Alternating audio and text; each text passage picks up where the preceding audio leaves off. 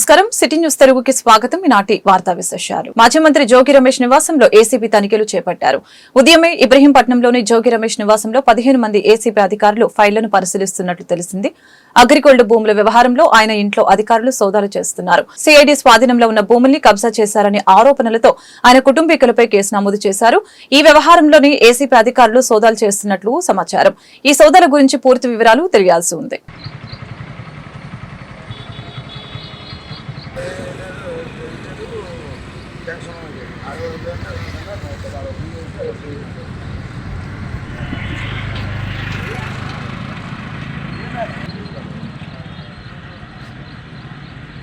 వర్ధిల్లాలి జోగిరాజు నాయకత్వం, వర్ధిల్లాలి జోగిరాజు నాయకత్వం, నశించాలి చంద్రబాబు దమన నీతి, నశించాలి చంద్రబాబు దమన నీతి, డౌన్ డౌన్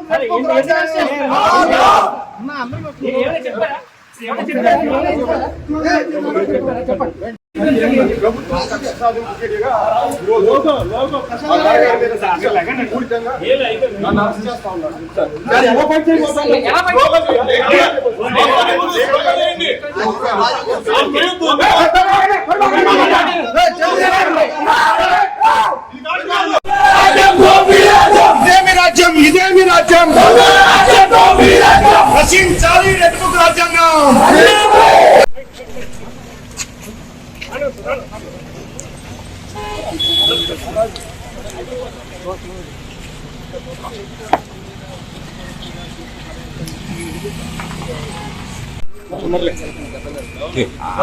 చదువుకొని వచ్చాడు, ఎంఏ చేశాడు, డిలైట్ లో జాబ్ చేసి వచ్చాడు. అసలు అమాయకంగా ఎటువంటి తప్పు చేయనటువంటి మా కుటుంబాన్ని నా మీద కక్ష ఉంటే ఉండొచ్చు చంద్రబాబు నాయుడు గారికి, నా మీద కక్ష ఉంటే ఉండొచ్చు లోకేష్కి. ఎగిరిగోల్డ్ ఏంటి బాబు, ఎగిరిగోల్డ్ ఆస్తులు ఆల్రెడీ అటాచ్మెంట్ లో ఉన్నాయి. మొట్టమొదటిసారిగా నేను మీడియా ముందు మాట్లాడుతూ ఉన్నా. మొట్టమొదటిసారిగా ప్రభుత్వం అధికారంలోకి వచ్చిన తర్వాత మొట్టమొదటిసారిగా మీడియా ముందు ప్రభుత్వం ఏదైనా మంచి చేస్తే మంచి చెప్తామని చెప్పి అనుకున్నాం. కానీ ఈరోజు అగ్రిగోల్డ్ భూములు ఏంటి, ఆల్రెడీ అటాచ్మెంట్ లో ఉన్న భూముల్ని ఎవరన్నా కొంటారా? అటాచ్మెంట్ లో ఉన్న భూములు అది కూడా 2300 గజాల భూమి. ఆ 2300 గజాల భూమిని ఈనాడు పేపర్లో పబ్లిష్ చేసిన తర్వాత మా బాబాయ్ గారు, నా కుమారుడు ఏ విధంగా అయితే మనం కొనుగోలు చేస్తామో అట్లానే కొనుగోలు చేసి రిజిస్ట్రేషన్ చేసిన తర్వాత అది మళ్ళా వేరే వాళ్ళకి అమ్మటం జరిగింది. అంటే ఏ విధంగా అయితే మనం భూమి కొని అమ్ముతామో అట్లాగనే అది వాళ్ళు మా దగ్గర నుంచి కొనేటప్పుడు కూడా ఈనాడు పేపర్లోనే పబ్లిష్ చేయించుకొని సర్వే చేయించుకొని అధికారులు ఇచ్చిన రిపోర్ట్ ఆధారంగా సబ్ రిజిస్ట్రార్ గారు రిజిస్ట్రేషన్ చేసి వాళ్ళకి అప్పచెప్తే ఎంతకన్నా దుర్మార్గం ఎక్కడన్నా ఉంటుందో చంద్రబాబు నాయుడు గారు. దయచేసి నేను మిమ్మల్ని విద్యాశాఖపై ఏపీ సీఎం చంద్రబాబు సమీక్ష నిర్వహించారు. సమీక్షకు మంత్రి నారా లోకేష్ అధికారులు హాజరయ్యారు. గత ప్రభుత్వ విధానాలతో ప్రభుత్వ పాఠశాలలో విద్యా ప్రమాణాలు పడిపోయిన విధానాన్ని అధికారులు వివరించారు. ప్రభుత్వ పాఠశాలలో విద్యార్థులు తగ్గిపోవడానికి కారణాలపై సీఎం చంద్రబాబు సమీక్షించారు. పాఠశాల విద్య, ఉన్నత విద్యలో ప్రమాణాలు పెంచే అంశంపై శాఖపరంగా తీసుకుంటున్న చర్యల్ని మంత్రి లోకేష్ వివరించారు. ఒక టీచర్ పోస్టు భర్తీ చేయకుండా గత ప్రభుత్వం విద్యా వ్యవస్థను ఎలా నిర్వీర్యం చేసిందో అధికారులు వివరించారు. 2014 నుంచి 2019 మధ్య ఉన్న ఉత్తమ విధానాలను వైసీపీ ప్రభుత్వం పక్కన పెట్టిందని ఆరోపించారు.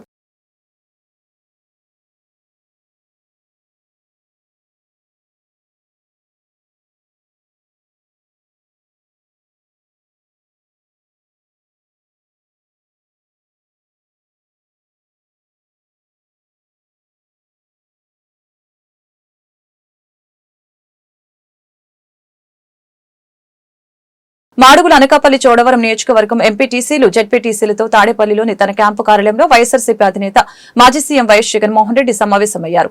ఈ సందర్భంగా ఆయన మాట్లాడారు. చంద్రబాబు ప్రజలకి ఆశ చూపారని, చివరికి ఆయన ప్రజల్ని మోసం చేశాడంటూ మండిపడ్డారు.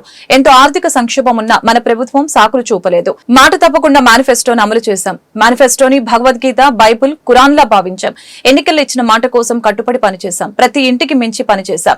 చేసిన మంచి ఎక్కడికి పోదు. వచ్చే ఎన్నికల్లో వచ్చేసరికి ఈ మంచే మనకి శ్రీరామ రక్ష అని వైఎస్ జగన్ పేర్కొన్నారు.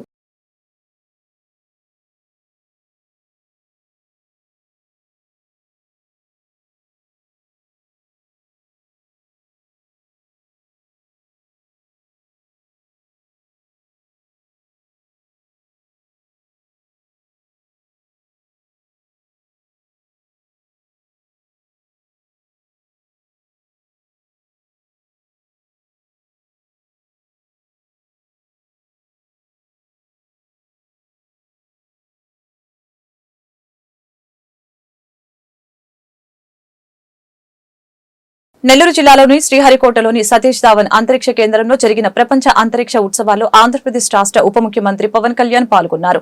ఈ సందర్భంగా ఆయన మాట్లాడుతూ, నేను శాస్త్రవేత్తను కాదు, కానీ నన్ను ఈ కార్యక్రమానికి ఆహ్వానించారు. నాకు ఆశ్చర్యం కలిగింది చెప్పుకొచ్చారు. నా జీవితంలో ఏది కోరుకున్నా జరుగుతుందనేది నిరూపితమైంది. చిన్నప్పటి నుంచి శ్రీహరికోటకు రావాలని అనుకునేవాడిని. అది ఇప్పుడు నెరవేరింది. నేను నెల్లూరులో చదువుకున్న అప్పట్లో ఆర్యభట్ట ఉపగ్రహాన్ని ప్రయోగించారు. దీనిపై పిల్లల్లో శాస్త్రీయంగా ఎంతో ఆసక్తి ఉండేది. నేను ఎక్కువగా అంతరిక్షం గురించి మా టీచర్లను అడిగేవాడిని. దీంతో నన్ను ఆర్యభట్ట సైన్స్ క్లబ్ కు అధ్యక్షుని చేశారు అని పవన్ చెప్పుకొచ్చారు. ఎన్నో ఇబ్బందులు పడి ఆర్యభట్ట మోడల్ ని రూపొందించాం. శాస్త్రవేత్తలు మనిషి రూపంలో ఉన్న దేవుళ్లు, కానీ సైన్స్ అండ్ టెక్నాలజీకి బడ్జెట్ తక్కువగా ఉంది. వేదాల్లో కూడా సైన్స్ చాలా ఉంది. చాలా మంది యువకులు ఇస్రో నుంచి స్ఫూర్తి పొందుతున్నారని పవన్ కళ్యాణ్ పేర్కొన్నారు.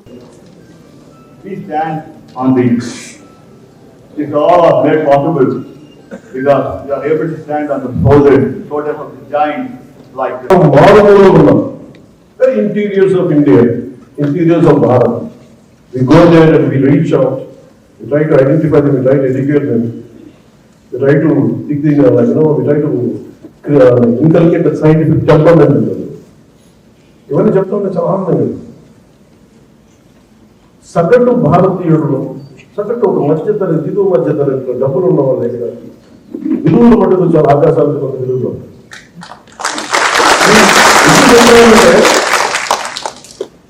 ఈరోజు ఎవరు వచ్చినా కానీ ఒక్కొక్క శాస్త్రవేత్తలు ఇక్కడ ఉంటున్న ఒక్కొక్క ఎక్స్పర్ట్స్ శాస్త్రవేత్తలు అందరినీ చూసుకుంటా ఉంటే వేదిక పైన డిస్టింగ్విష్ సైంటిస్ట్ అందరూ చూసుకుంటే వాళ్ళందరూ దేశాన్ని వదిలి వెళ్ళిపోయినచ్చు.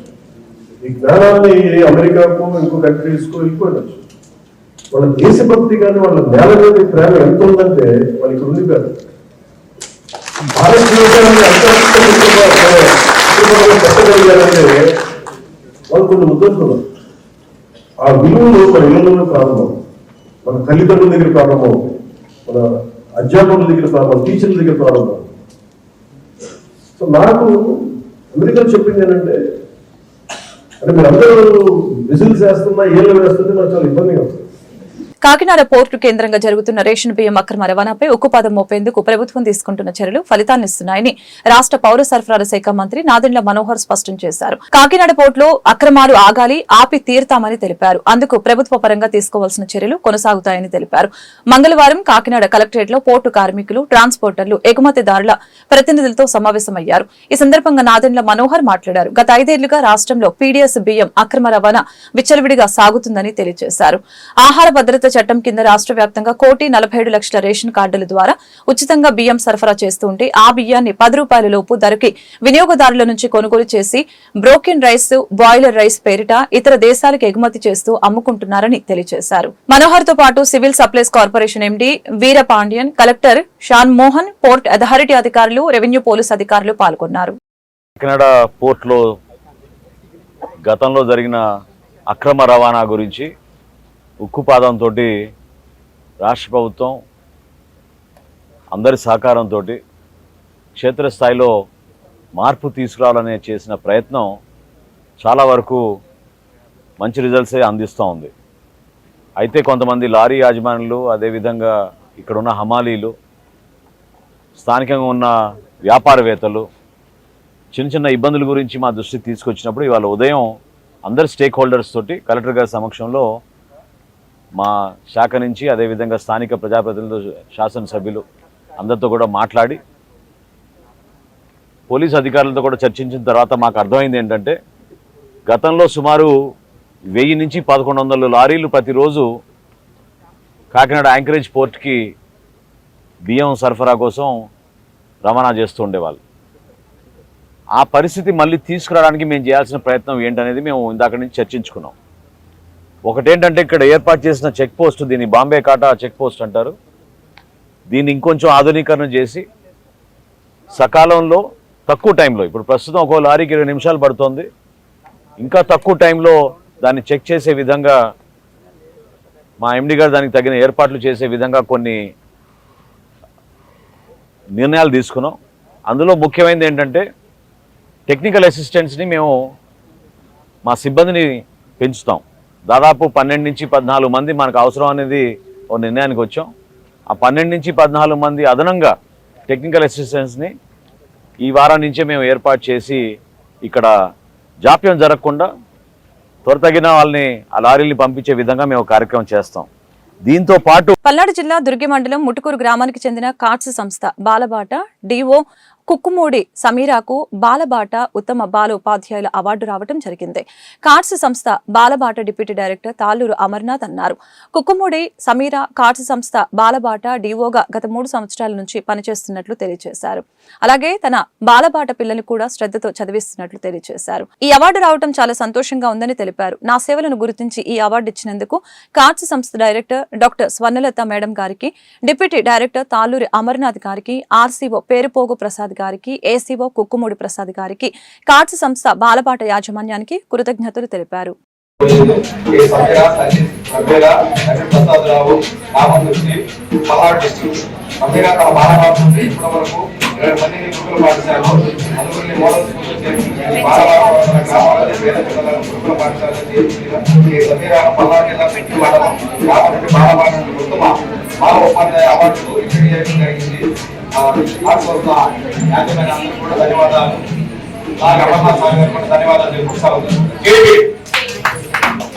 సమాజంలో ప్రతి ఒక్కరి బాధ్యత అని మహిళా శిశు సంక్షేమ శాఖ రెంటచింతల 2 సెక్టార్ సూపర్వైజర్ నాగమణి తెలిపారు.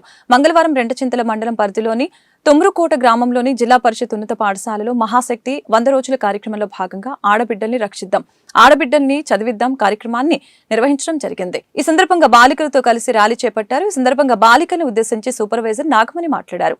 గర్భస్థ దశలోని ఆడపిల్లల్ని గుర్తించి చంపుతున్నారని, ఇది తీవ్రమైన నేరమని తెలియజేశారు. ఈ కార్యక్రమంలో అంగన్వాడీ కార్యకర్తలు, ఆరోగ్య సిబ్బంది, పలువురు ఉపాధ్యాయులు పాల్గొన్నారు. అంటే అర్థం తెలిసి ఆడపిల్లని రక్షిద్దామంటే ఏమనుకుంటున్నారు మీరు చెప్పండి? ఆడపిల్లల్ని రక్షిద్దామంటే దాని అర్థం ఏంటి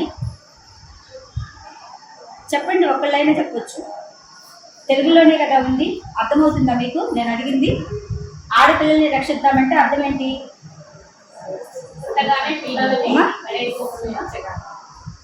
అంటే ఇప్పుడు ఏంటంటే గర్భంలో ఉన్నప్పుడే ఆ శిశువు, ఆడ శిశువు అనగానే మనం ఏం చేస్తాము? అక్కడి నుంచి పూర్తి చేస్తాం. బిడ్డని ఏదో ఒక విధంగా ఆ బిడ్డని చంపేయాలి. ఏంటి? కొబ్బరికాయల ద్వారా కానీ, లేదా టాబ్లెట్స్ ద్వారా కానీ, అబార్షన్ ద్వారా కానీ ఏదో ఒక విధంగా ఆడపిల్లని ఏం చేయాలి? చంపేయాలి. అలా కాకుండా ఉండాలి. ప్రతి ఆడపిల్లని రక్షించాలి ఫస్ట్. అర్థమవుతుందా? మనం రక్షింపబడితేనే తర్వాత మన ఫ్యూచర్ మనం ఏది చేస్తామో అది చేయగలుగుతాం. అందుకని ఫస్ట్ ఏమొచ్చింది? ఆడపిల్లని రక్షిద్దాం, పొందుతాం. సొసైటీలో ఎలా మెదలాలో తెలుసుకుంటాం, ఎవరితో ఏ విధంగా మాట్లాడాలో తెలుసుకుంటాం, మన ప్రవర్తన ఎలా మార్చుకోవాలో తెలుసుకుంటాం. ఇవన్నీ దేని వల్ల వస్తాయి? మనకి కేవలము విద్య వల్లే వస్తాయి. అదే పుట్టి మనం ఇంట్లోనే పెరుగుతూ ఉన్నాం అనుకోండి, మనకి ఇవన్నీ వస్తాయా? నలుగురితో ఎలా మాట్లాడాలో తెలియదు, ఎలా మనము మనం సంరక్షించుకోవాలో తెలియదు, ఎలా మన ఇతర వాళ్ళతోటి మన వచ్చిన సమస్యలు చెప్పుకోవాలో తెలియదు. అన్ని విధాల మనం అన్నిట్లోనూ వెనుకబడుతూనే ఉంటాం కదా. కానీ చదువుకోవడం వల్ల ఏంటి? మన నలుగురితోటి ఎలా కలిసిమెలిసి ఉండాలి, ఎవరితోటి ఏ విధంగా మాట్లాడాలి, చదువుకుంటే మనకి ఎలాంటి ఫ్యూచర్ మనం ఏర్పాటు చేసుకోవాలి. అంటే ఏంటి? మన ఫ్యూచర్ని కూడా మనము, నేను ఒక డాక్టర్ని అవ్వాలి, లేదంటే అర్థమవుతుందా? ఆ న్యూట్రిషన్ ఫుడ్ ఎలా తినాలి? మనకి ప్రోటీన్స్తో పాటు కార్బోహైడ్రేట్స్ ఎటు దొరుకుతాయి భోజనంలో, అన్నంలో. ప్రోటీన్ ఉండాలి, పదార్థాలు ఉండాలి, కంది లవణాలన్నీ ఉండాలి. ఇవన్నీ ఉండాలంటే మనం మంచి ప్రోటీన్ కలిగిన ఆహారాన్ని మనం తీసుకోగలగాలి. మనం మంచి ఆహారం తీసుకోవాలంటే మనకి అంగన్వాడీలో ఎట్లయితే మనకి 1 full meal అని చెప్పేసి పిల్లలకు పెడుతున్నారు కదా మధ్యాహ్నం, అలాగే మనకి మన స్కూల్లో కూడా ఆ ఫుడ్ పెడుతున్నారు. కాబట్టి మనం ఏం చేస్తాము, డైలీ ఇంట్లో తినాలనుకుంటే అన్నం తింటాం. అన్నంలో ఏదో ఒక కూర చేస్తారు, అది బంగాళదుంపో లేకపోతే దోసకాయో బెండకాయ ఏదో చేస్తారు. ఆ కూరలో ప్రోటీన్స్ ఉంటాయా? కానీ మన బాడీకి ప్రతిరోజు ప్రోటీన్ అవసరం. ప్రోటీన్ అంటే మాంసకృతులు. మాంసకృతులు దేని వల్ల వస్తాయి? మనకి మాంసం వల్ల వస్తాయి, లేదంటే కందిపప్పు, పెసరపప్పు ఇలా ఉంటాయి కదా, ఆ పప్పుల ద్వారానే మనకి మాంసకృతులు వస్తాయి. కానీ డైలీ మన బాడీకి అవి అవసరం. అవి డైలీ మన ఇంట్లో దొరకాలంటే దొరుకుతాయా? కానీ మనకి మిడ్డీ మీల్లో ఖచ్చితంగా బళ్ళో ఇస్తారు. మనం డైలీ 100 గ్రాముల మాంసం తింటే గనక. ఈ వార్తలు ఇంతటితో సమాప్తం. మరొక బులెటిన్ మళ్ళీ కలుద్దాం. నమస్కారం.